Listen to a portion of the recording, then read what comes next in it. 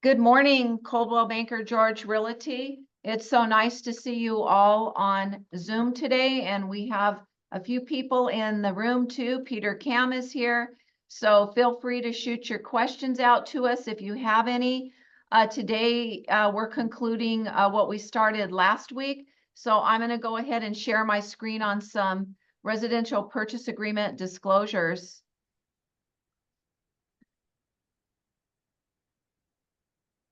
Okay. So, what happened? Wait a minute. Sorry, folks. Let me do that again.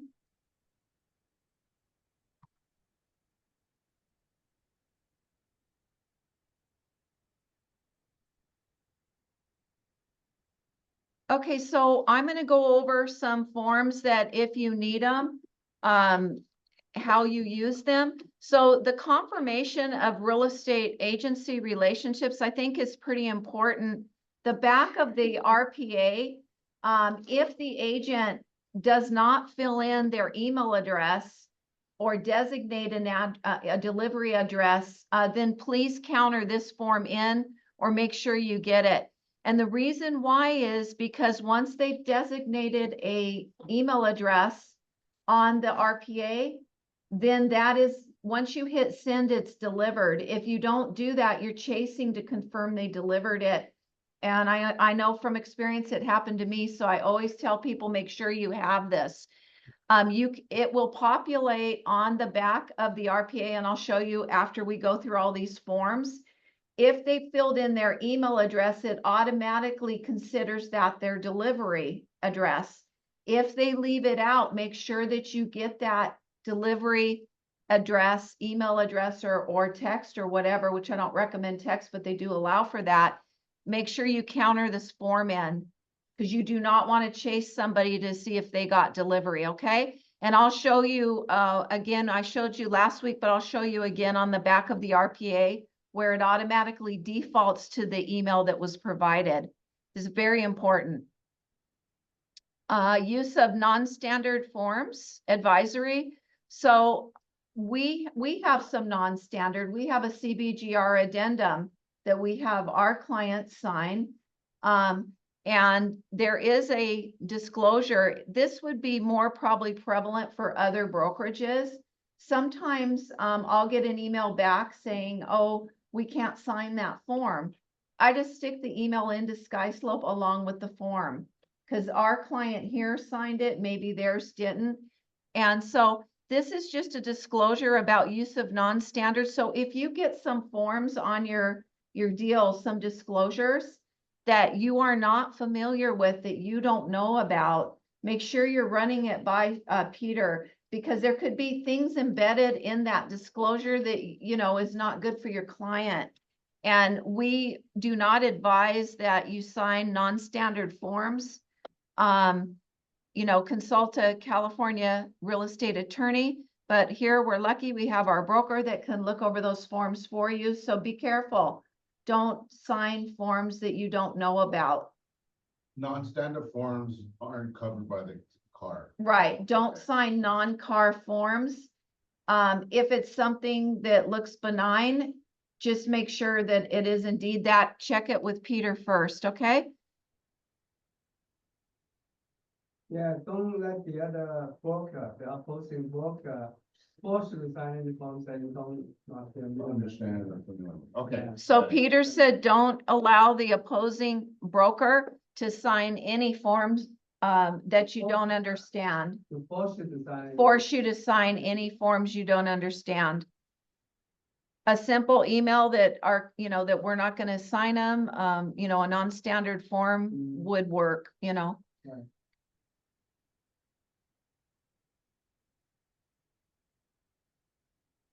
So if you, I don't know why I put this behind that, but if you ever needed to change your designated electronic delivery address, they do have a form to do that. Let's say you wanted to add someone or change your email, they have a form where you can change that with the other broker, okay? So I think I went over this once, but I left it in because receipt for reports. This is a good form if you're handing out a lot of disclosures to the other party. you can type this up and put that on top of your disclosures and list what you have sent them. And it's a nice form to keep track of what you've done, and then the buyer can sign and date it. So it's a good habit to be in. It is a receipt for what you have delivered. Yes, our emails will work too.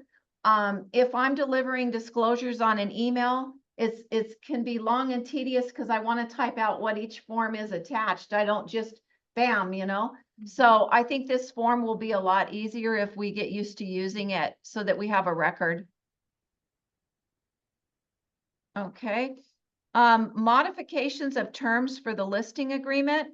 If you need to change the expiration date of the listing, it's super simple. You put the date,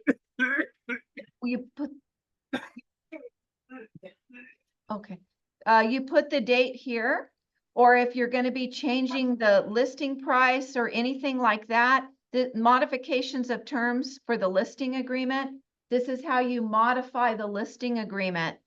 And it's a very short form.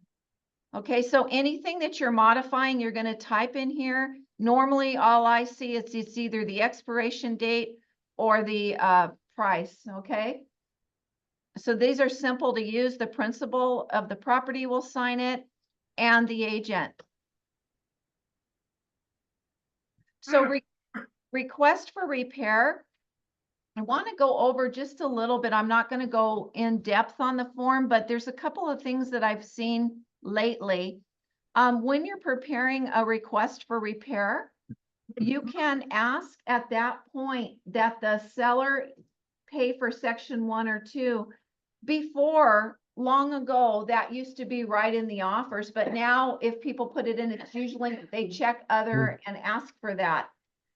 But you can ask on your request for repair.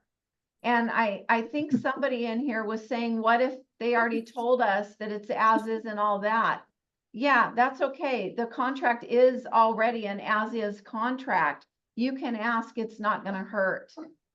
A quick question, and I understand that in the section B, it says buyer requests seller pay to have section 1 work completed as specified in pest control. And Right. it kind of seems that section 2 is almost the same as 1, so that's why I kind of looked at it last night and I'm like, I got a little confused. So section 1 is, and if somebody has better wording than me, is active infestation, correct, Peter? Section 2 is things that may become active or cause a problem. Right. So normally it's just section 1. But you can ask for both, but generally it's section 1 that buyers ask for, the seller to pay. And Michelle, I believe that includes the fumigation when they tempt the home. Okay. Yeah, whatever they wrote in the section 1, they'll, in the termite report, it says section 1 and section 2. They'll make sure that it's clear. Even section 2 is negotiable. Yeah, You know, it's not a set in stone. So if the buyer really wants the seller to pay for it, negotiate for it. Okay. yeah, I don't think it hurts to ask because you know, you never know. They may, Peter says to go ahead, if the buyer really wants section 2, to check it and negotiate for it and see what happens.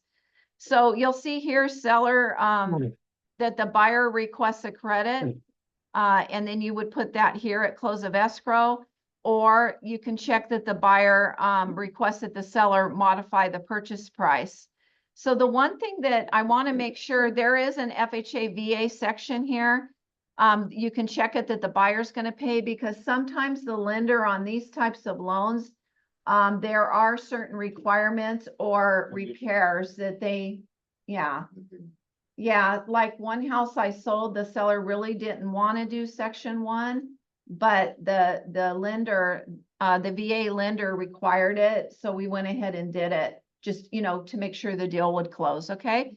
So just if you're representing an FHA or VA buyer, make sure you understand what they may be looking for. You know, usually it's safety, things like that, no broken windows, torn screens, things like that. Okay. So the one thing I want to make sure that you do, if you do respond on these, let's get something for it. If the seller says, okay, I'll do that, let's make sure that we require them to remove contingencies.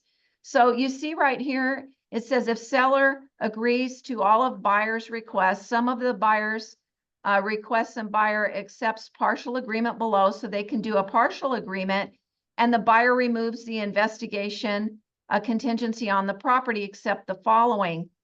Okay, that's nice that that's there, but I'm going to put a CR on this. I'm going to put a contingency removal on it. When you are going to give something, please make sure you're getting back your contingency removal. I would check right here on number 2, 4.2. Check here that the buyer removes those contingencies identified on the attached signed the attached contingency removal. The buyer does this right off the top so that the seller knows, hey, if you do this, I'm giving this, I'm ready to remove the contingency. The seller can respond either on this form or they can respond on an RRRR, which I'll show you next. Seller, if they don't agree to all that, they can agree to all of it. They can agree to partial. They can agree to the buyer's request with exceptions. They can credit, modify the purchase price or other additional conditions. Make sure when you are responding on this form that you're checking that. The buyer's agent should come in with a contingency removal. Most of the time you're going to need to remind them, but if you're representing the seller, check the additional contingency condition that they must remove the contingencies. Because I've saw this go out without it. I wouldn't give them this unless that was subject to, because you want that investigation contingency at the minimum removed, okay? And it expires. Now, as I told you, it's an as-is contract. Most sellers will work with you. But if the seller does not agree to any of the buyer's requests, they do have a box that you can check here. Okay? Do you have anything to add to that, Peter? No, thank you. Okay. So I'm going to come down. So if you didn't want to respond, you're going to check that you're responding on an RRRR. If it's a simple response, I would just leave it on the one form. But if the seller wants to use this form, that is fine too, the seller and the agent. Okay? So it's pretty much the same. And here, seller's conditions. I can see where this is attractive because, you know, the seller's conditions are a lot bigger here, you know, and more visible. But make sure that you are taking care of your seller, that they remove the contingencies. If they're getting the request approved by the seller or partial, still make sure the contingencies are coming off. Okay. So buyer contingency removal, most of you are probably familiar. So if this is number 1, it can be removed in portions because maybe you're removing some, but not all. So it could be 1, 2, 3, whatever, wherever you're at numerically. So the buyer checks the boxes that they want to remove. If you don't have the insurance situated, make sure that you do not remove the insurance on these, okay? So here you could put entire investigation contingency, except maybe there's something else you're looking at. Here's the insurance. Make sure that if you don't have a quote and you're not have a committed insurer, that you hold on to that contingency until the time that you have that. So yesterday, you know, when I was having a meeting with the Arcadia office, there's an issue about the insurance. Where there was a discussion that in order to protect the buyer should put in an insurance contingency, stipulating that the deal is contingent upon obtaining the insurance policy. But then some people think that it's not fair for the seller because the seller would not agree to that kind of insurance contingency because it's kind of difficult to control. So it's up to each individual clients, whether they want to do that or not. Yeah, and the RPA they did separate out the insurance from, they pulled it out of the investigation because that was all lumped together and it still technically is. But they've pulled it out, so now you're seeing it as a separate contingency, but I know what you mean, Peter. The seller is sitting there going, well, you know, Yeah, it never was like, yeah, it never was an something- issue. Something new, you know? So Yeah, you have to point it out to the seller, if you're representing to the, if you're representing the seller. Make sure that they agree to that, you know, because that, you know, they spend a lot of time and effort into the deal, and suddenly the deal fell through because of the insurance contingency. yeah, and I think, if you're having problems, ask the, listing agent if they could tell you who's insuring that property. Yeah, so you should take care of the insurance, issues first. As soon as possible, actually, Yeah, because usually they assume that you can get the insurance, so they wait until the last minute, most of the, it used to be. Yes. Wait the last minute. But Always. now situation has changed, so you should do the insurance as soon as possible. upon acceptance, they Yeah. should be rolling, right, Yeah, to yes. find it, yeah. You're referring about the buyer getting insurance on the property, Yes, right? yes, Okay. So so the seller's agent has to make sure that all that is in, that the buyer has the insurance, or is it the buyer's agent has to make sure that the buyer has no, the insurance? seller's agent, if you're representing the seller, you have to tell the seller that there is, insurance, a contingency, if they check the box. Okay, Because the seller will not know, you know, there never was any, insurance, yeah. contingency before. But it's the buyer's responsibility to get insurance, because in the RPA, they have, I think it says 17 17. 17 days to get that insurance, otherwise they're gonna be in default. Okay, Yeah, perfect. Thank you. so this form on number 3 is pretty easy here because you can remove all contingencies except. So that's an easy way to do it if you're at that point. Peter and I have seen sometimes that people remove contingencies and they're not fully ready. Be careful about being pressured. We do need to follow the lines of the contract, but be communicating with the other side, right, Peter? Don't be pushed into removing before they're ready. You know, you don't want to drag it for, 20, 30 days, but I mean, just be on top of your game at the very beginning with your client. Or the buyer removes all contingencies, which is the golden contingency removal that we love to see. Okay, so if you're gonna do a notice to perform, either to a seller or a buyer, make sure your hands are clean. Make sure you've done everything you're supposed to do. So I would not be noticing to perform either side unless I know I am 100% clean, and I've done everything on my transaction. You don't want to be noticing if you're not doing everything you're supposed to be doing. So I'm just pulling these forms up because some of us never have a chance to look at them. So notice to seller to perform, number 1, if it's the first one, it could be delivery of information, statutory and supplemental disclosures like a TDS in HD. Anything that you check here, they also have other boxes, okay? So, and it says right here, if you do not take the contractual action specified above within 2, or you can amend the days as specified in the agreement, delivery of this notice of seller to perform, buyer may cancel the agreement, notwithstanding the previous sentence if the contractual action is not for the removal of abandoned personal property. So you need to make sure that your hands are clean when you do this. Make sure you've done everything before you're noticing one side or the other. I think sometimes diplomacy is a good first step, right, Peter? yeah, Yeah, always. don't be like quiet and then just notice somebody because it'll shock them, Make sure you're talking and, you have a diplomatic relationship with the other agent. notice of buyer to perform, which we see these more frequently. So here's all the contractual actions or all contingencies. You check whatever you wish them to remove. So remember, when the cancellation occurs, there is another cancellation document that we went over last week, okay?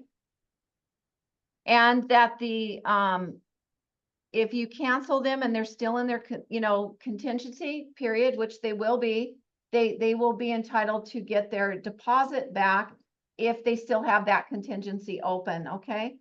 So tenant occupied property, this is the TOPA. If you know that somebody is in the property, please make sure that you fill out this form. It could be a relative staying there, even on a single family. If you know that and you've been told that, or you've asked the listing agent, make sure that you're checking B, that the property is going to be delivered vacant, okay? So if the seller, right here on number 2, if they exercise good faith attempts in trying to remove the existing tenants, 5 days prior to close of escrow, I would probably check that box. The buyer may cancel this agreement, and the buyer's sole remedy shall be the return of the deposit and any buyer's reasonable out-of-pocket expenses, and then which you can check this box, which the total shall not exceed whatever amount you put here. But make sure if you have tenants in place, even in a single family home, other family members that aren't on title, that you're pulling in this form. If you find that out, I would ask the listing agent, are there any tenants or members, that aren't on title living in the property? Even non-paying people, you need to take care of that. So just check that it's going to be delivered vacant if you know that, okay?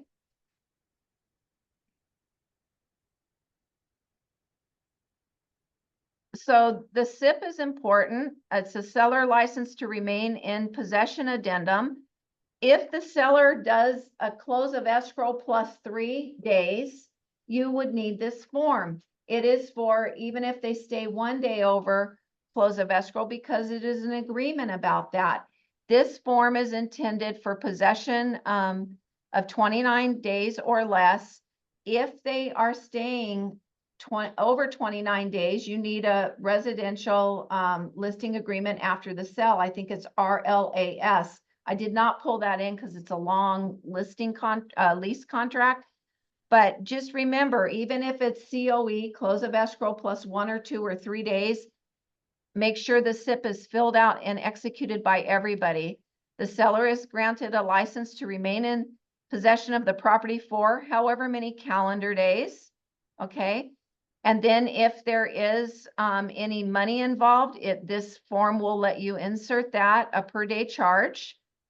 Or maybe it's not going to have any per day charge. That depends on how it's negotiated. So this is a very important form. If they are staying there, make sure that you have it executed even for 3 days. Okay.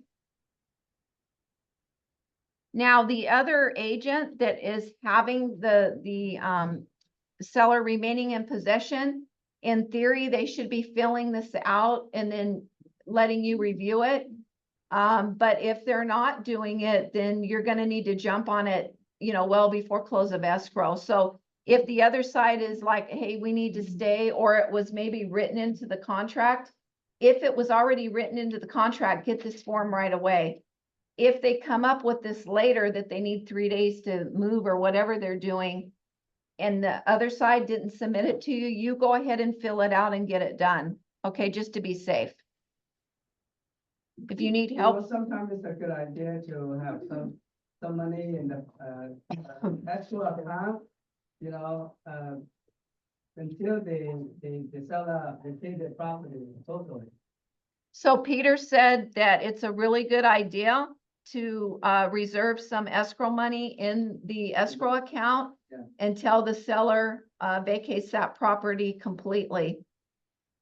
And they do an amendment through escrow to hold those funds. Yes. And you still need to do your agreement here too. Because if something went sideways, you have an agreement, right, Peter? Exactly. Yeah, And is that something that the seller has to sign? Yeah. Yeah. it's a buyer and seller, yeah. Is that- It's a part of the escrow instruction. Is that, okay, all right, so that's usually the case, they do, they are aware and they usually do, agree. Yeah, I haven't seen a problem, but what I've seen mainly is people are giving, like, they think, oh, it's only 3 days, BOE plus 3. Well, in 3 days, I don't know, something could happen, so Yeah. you need an agreement in case it went sideways on you, then you have a written agreement. Mhm.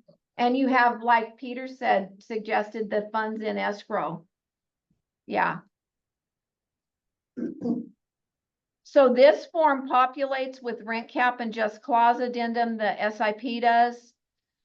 I'm gonna briefly go over probate agreement and purchase addendum. I'm not a probate expert. However, the RPA was designed now, which is a really nice change, that if you check a box on the RPA, that you can make, you can add this addendum, and it's a probate agreement purchase addendum. So it's nice. You don't have to use a different contract. Get familiar with the RPA. If you're in a probate, you check the box and bring this form in, okay? I've only sold one probate in all my years, so I'm not expert on that. You know, so if we need that kind of class, I'll arrange it, okay? Or if Peter has anything to add to that. Just follow the property lawyer's instruction. You know, when you have a property sale, you usually handle on the other side by the appropriate attorney. Yeah. You just follow their instructions. So Peter said on probate, the seller side will generally have an attorney. So you just follow their instructions, which is how I did it, the attorney directed. So the probate advisory will also populate with that, okay? Michelle, I have a question. Yes, In the probate, most of the time they put sold as is conditions and whoever's living on the property. So how do we protect the clients in the probate where they put, you know, tenants will be on the play on the premises after the close or whatever. So how do we protect the clients in the probate when that? We follow the same procedure, no difference, whether it's a probate or not probate. You know, if they remain in the property, then you have to have a contract with them, just like non-probate. yeah, So you, we can request leaving X amount of money in escrow. Yeah. Or give them You 30 can do days to that. remove You can do the that, yeah, tenants. you can do that. You can do that. But again, it's, you have to get the permission of the court in order to do that Yeah. also. Well, that's my point, Peter. It's a probate, they have to go to the court. Yeah, So can we put those on the purchase contract or ask them? Because, you know, they wash the hand that they say, well, it's a probate, we sold it as with the tenant and that's it. Buyers to excuse me. Buyers to take care of the responsible from the tenants, and that's the big issue right now, as the way that everything goes in favor of the tenants. so that's the problem that you're encountering right now? Alex? Well, not right now, but I haven't had that. A couple years ago, I did a deal and the probate, and I went through that, so that's what I'm asking. Even though I put on the purchase contract and they told me, no, this is approved already by the Yeah, well, you by the know, court, and we can do nothing. And that's what that was the answer that they gave to us. no, if it is reasonable, it's okay. You can always ask the court to do something. If it is reasonable, Okay, gotcha. they will have to ask, right? Of course. so you can use the purchase agreement for manufactured or mobile home by checking the box that says it's for that type of purchase, and then the manufactured or mobile home purchase addendum will attach, okay? So you go through this and fill it out. Some of these things you're gonna, need to probably, ask the listing agent, like for serial numbers, but that can be done later. I have sold only 2 mobile homes, but I remember getting all of this information. So we do have an escrow officer, Marie, that specializes in mobile home sales. So we can, have her in to explain more of that process.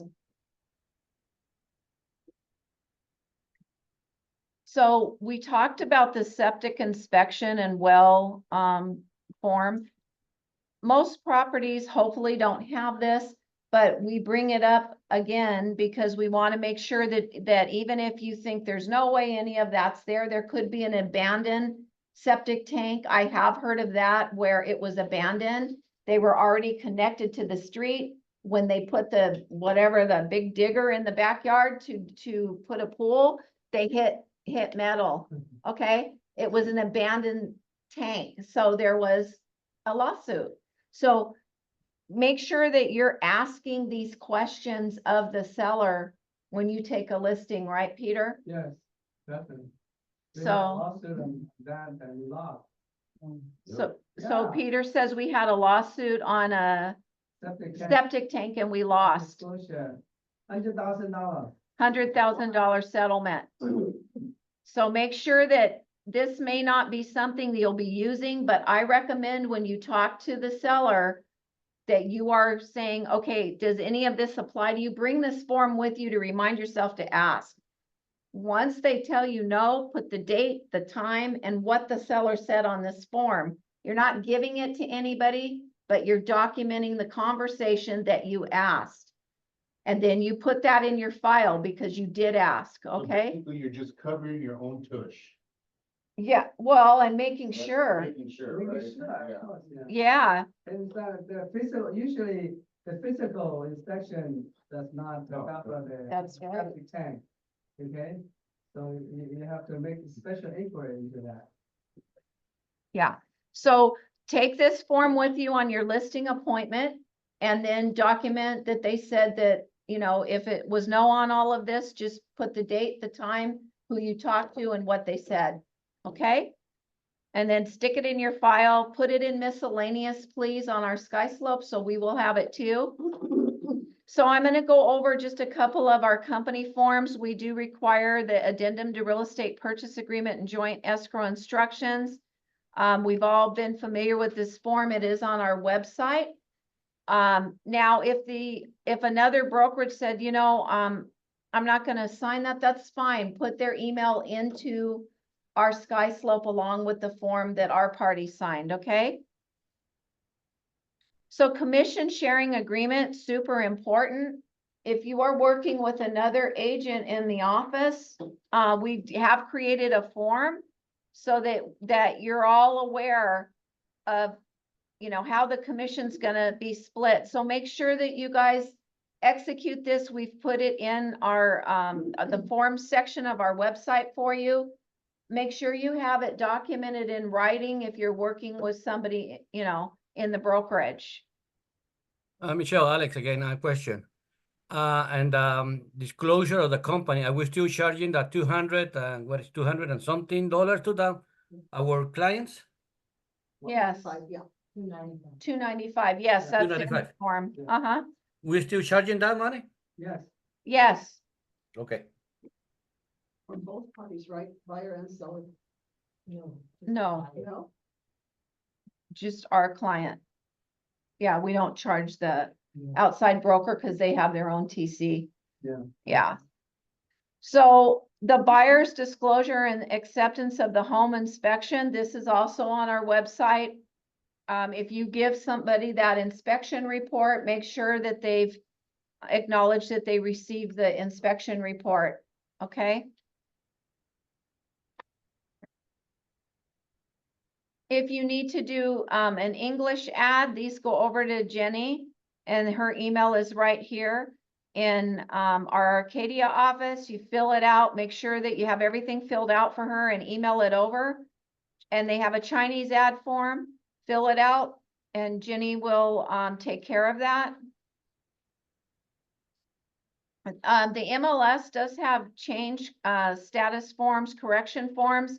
And you see here, you can check, different things, if it's sold, leased, or other things. I like the modification of the contract, rather than using, the MLS form. Now, some things, it's simple to use it, but I don't want to be modifying things that I think the seller should be signing for. So if you don't, well, I guess they could sign this, but I like the actual contract modification of the listing. If it's something else that this form works for, make sure you do have all the signatures on it, okay? Arcadia, Association of Realtors also has their form. I think one of them said optional, yeah. See where it says right here that the owner's signature on this and you've made these changes as optional? I really don't prefer that. Please do get the signature if you're modifying something, okay? Michelle, if we do the modification when the CR form, then we don't need to do the board form. Yeah, just to make sure that we know that you're putting that in and turn it in. Yeah, but Yeah. just we need only the modification and Yeah. on the C form. We don't need to go through the board forms and nothing like that. No. So Okay. here you see it's extend the expiration date. You do that on the modification, things like that. Okay. And Okay. then we do have a conversation log that we made for you. So that is in our forms under our website. It's not a bad thing to have on your file. Please get used to using it. And With who you spoke to, with who you dealt with. Yeah. Throughout the transaction, during the transaction. Freshen up your memory too, you know? Yeah. contemporaneous notes, right, are very important in court. Yeah. That's Yeah. in the sky slope, right?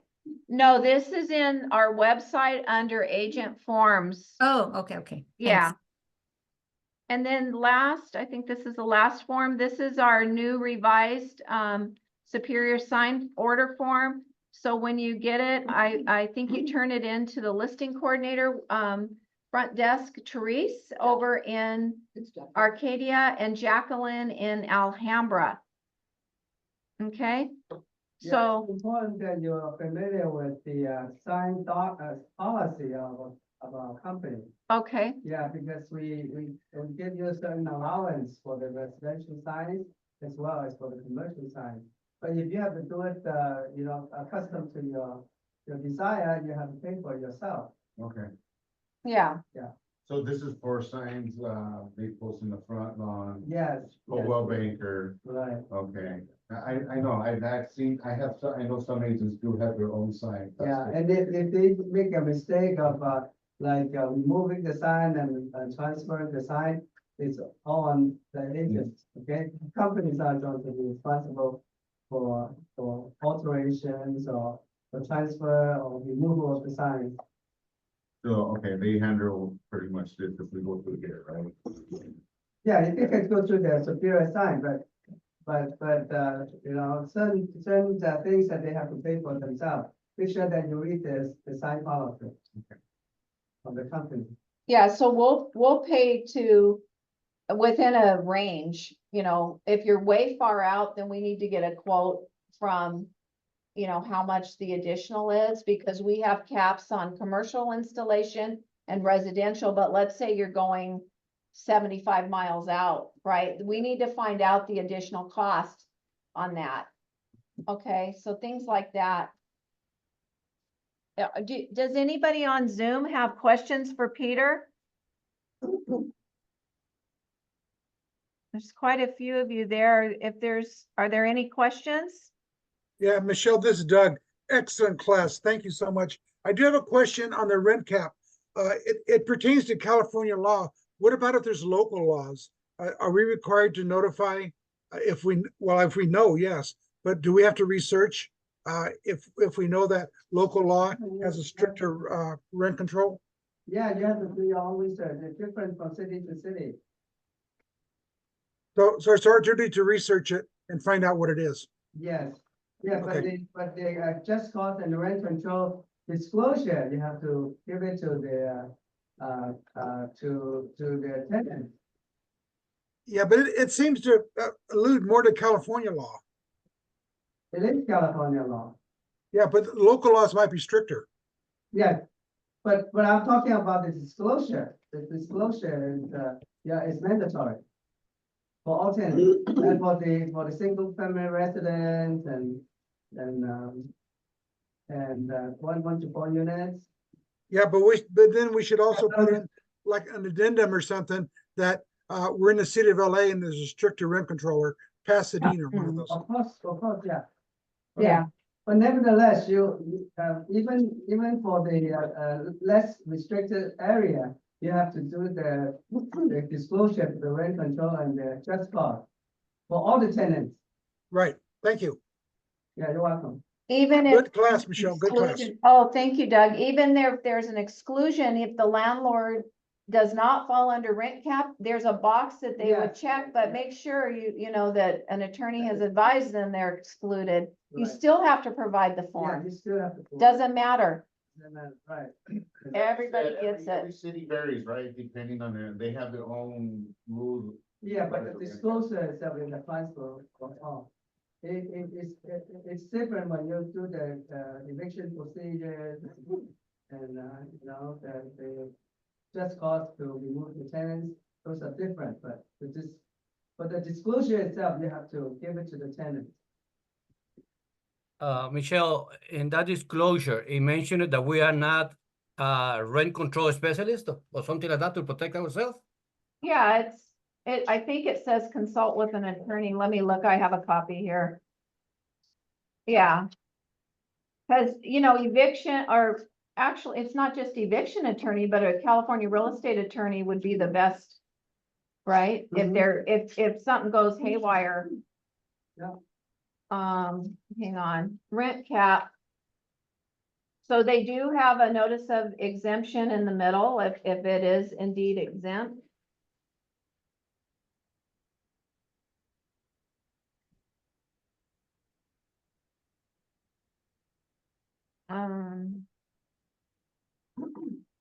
It says that the undersigned, they're saying that the tenant acknowledges a copy of this document.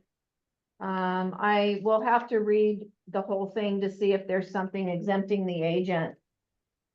I think it's just a disclosure, Alex, but I think it should say somewhere in here to consult a lawyer. Yeah, right here. Right here.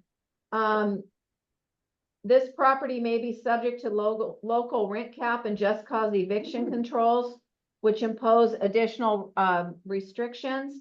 Housing provider is advised to seek legal counsel from a qualified real estate attorney who is familiar with the laws. So this is an advisory that the housing provider signs and the tenant. And Where is that, Michelle? that is on the note on page 2. It's very bolded. Other exemptions in the civil permit. Yeah. Okay. So that, it doesn't say specifically the agent, but it is advising the housing provider to seek legal counsel if required, before serving the notice. But we have to give it to all tenants. So for us, we need the disclosure. I have a question not related to the class. Would that be all right? Yeah, are there any other questions on Zoom? Just a comment, because I went through a lot of difficulties last year when I closed an escrow over here in City Commerce, which it was county, but now I went through a lot of issues because rent control rules and regulations changed a lot on favor of the tenants. My suggestion is, do you think it would be a good idea to ask a representative on the rent control to perhaps give us a class or something like that? Because believe me, when you go through a situation like I went last year, it is really scary to see how everything changed. So And it's gonna get worse. I will suggest to get a representative to give us a class, to give us an idea what is the changes Well, as you said, it differs from city to city, but maybe we can get, eviction lawyers to come in and talk about it in general, eviction process. Yeah. Well, Peter, just to give you a recap, and that I don't gonna take too much time. When we went to serve the 60 days notice, the city of Los Angeles told us that we need to deliver the relocation fee up front, which it was almost $20,000. And the question that we have, well, what if they don't move until 60 days? And they say, well, then you have to do an eviction. But we already give them the money upfront before we go over there, and after they move, then they get the money. Now everything is backwards. That's what I'm talking about. There's a lot of changes Yeah. that we should be aware of both. I don't think, the changes all the times, and I don't think we can really, as noble as, regular people, I don't think we can keep track of all those changes. Even the eviction lawyers have Yeah. some trouble keeping up with it. Oh, Peter, you're exact, we had an eviction lawyer at the board of realtors and he just said, basically threw his hands up. Yeah. Good luck, Yeah, it is, you know. because you Yeah, we get put a lot of a research into it. the judge will Can I- file the tenants. Can I mention something? I think we sent out a notice yesterday about property management. So any function, serving notices, Yeah. collecting rent, advising is a function of property management. And so I just want to remind everybody, you know, we don't carry E&O insurance. Peter can elaborate more if he wants, but we don't do property management functions. If you're getting into that kind of thing, refer the client to an eviction attorney. Yeah, right. Alex, don't give too much, advice on this, subject, okay? If you can get in trouble. Well, we had to go through lawyers. I even contact two lawyers, eviction lawyers. I didn't know about the law. I was explaining to them what they told us on the city hall. So that's my concern, Peter. Yeah. Hi, everyone. May I talk to, this is Shirley. I believe it's a great idea what Alex said. I'm working with a lot of leases too. And I believe, you know, knowledge is a power. They give us the power to just learn more about how to work with the tenants at this moment. That's true. Okay, we cannot get into, you know, that situations, but it's good we know and we prepare, you know, for we can tell our landlords or advise to our landlords what they do. This is this is what I believe. If you can having a or you can prepare a class with something like that for you can tell us to everybody or advise to everybody how to do in that case, that would be wonderful. Well, as I said, I can try to find a eviction lawyer to give us a seminar on that. But again, you know, it's, the law changes all the time and it's kind of complicated. And I don't think he can give, you know, fix all the formula for everything. We'll try, okay, Sherry? Thank you, Peter. Any other questions? Before we? Okay, Adjourn for lunch. yeah. Mary has a question. Oh, Just real quick. oh, just sorry, re- Mary. No problem. Just real quick on the SPBB, that form is gonna come with the RPA, with the offer. And, the buyer's gonna be requesting the seller, to pay buyer's broker's compensation. And, in that section, it says seller payment to buyer broker and then the amount. But that's only for the buyer's broker's side, the buyer's side, correct? Because that. Yes, and if you were dual, remember, and I'm gonna show you where the checkbox is on the offer since you're gonna be reviewing one.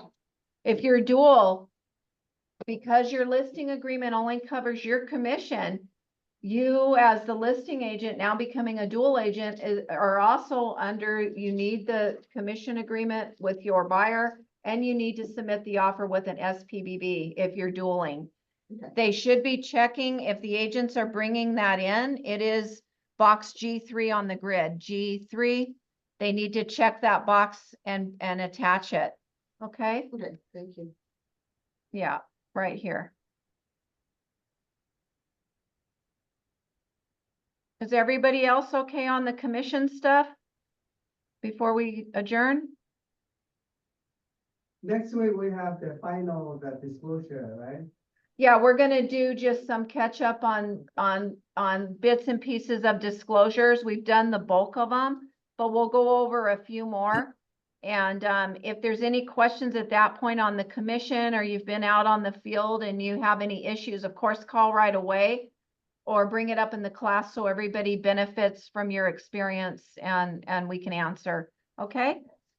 So thank you all for your time, and I hope you have a beautiful weekend. Very good, Michelle, very good. Thank you so much, everybody. Thank you, Michelle. Thank Great you, class. thank you. Thank you. Michelle, have a nice weekend. Bye-bye. Thank you, everybody. Michelle. Have a good weekend. Yeah, everybody have a good weekend. Be safe.